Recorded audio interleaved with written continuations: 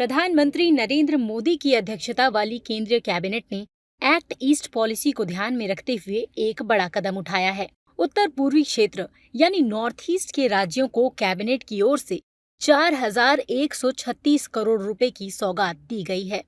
ये प्रोजेक्ट अगले 8 वर्षों में कुल 15,000 मेगावाट की क्लीन एनर्जी की क्षमता पर केंद्रित होगा, जिसकी शुरुआत अरुणाचल प्रदेश के सबसे ऊंचे डैम दिबंग से की जाएगी। इसे ग्रीन एनर्जी का हिस्सा भी कहा जा रहा है। सुनिए केंद्रीय मंत्री अश्विनी वैष्णव ने क्या कहा है। प्रधानमंत्री श्री नरेंद्र मोदी जी हमेशा एक्ट ईस्ट में विश्वास करते हैं। किसी जमाने में केवल लुक ईस्ट होता था। मोदी जी एक्ट ईस्ट में विश्वास करते हैं और उसके कॉरेस्पॉन्डिंग बहुत सारे कनेक्टिविटी, बहुत सारे डेवलपमेंट के प्रोजेक्ट्स के लिए फंडिंग भी बहुत बड़ी। फॉर एग्जांपल रेलवे में 10,000 करोड़ से ज़्यादा की फंडिंग कई वर्षों से नॉर्थ ईस्ट के लिए हो रही है। तो आज हाइड्रो इलेक्ट्रिक प्रोजेक्ट्स के लिए नॉर्थ ईस्ट में करीब करीब 62,000 मेगावाट का हाइड्रो इलेक्ट्रिसिटी का पोटेंशियल है और देश का टारगेट है 500 gigawatt non fossil fuel power generation capacity by 2030। उसके लिए नॉर्थ ईस्ट के हाइड्रो का पूरा पोटेंशियल यूज करना चाहिए।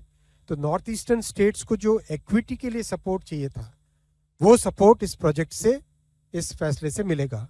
अब आइए जानते हैं कि क्यों नॉर्थ ईस्ट के राज्यों को ही इस परियोजना के लिए चुना गया है। भारत का भौगोलिक क्षेत्र विविधताओं से भरा है। बात करें उत्तर पूर्वी इलाकों की, तो पहाड़ों और नदियों जैसे प्राकृतिक संसाधनों से भरपूर इन राज्यों में अच्छी खासी मात्रा में ग्रीन एनर्जी उत्पादन करने की क्षमता है। COP28 हो या फिर भारत की अध्यक्षता वाली G20 समिट, इन सब में एक चीज कॉमन है, वो ये कि क्लाइमेट चेंज और ग्रीन एनर्जी को लेकर ठोस कदम उठाना।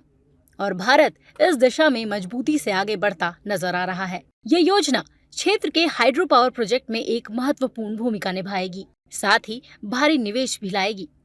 इसके अलावा परिवहन, पर्यटन और छोटे माध्यमों से अप्रत्यक्ष रोजगार, उद्यमशीलता के अवसरों के साथ साथ ये योजना स्थानीय लोगों को बड़ी संख्या में रोजगार के अवसर प्रदान करेगी।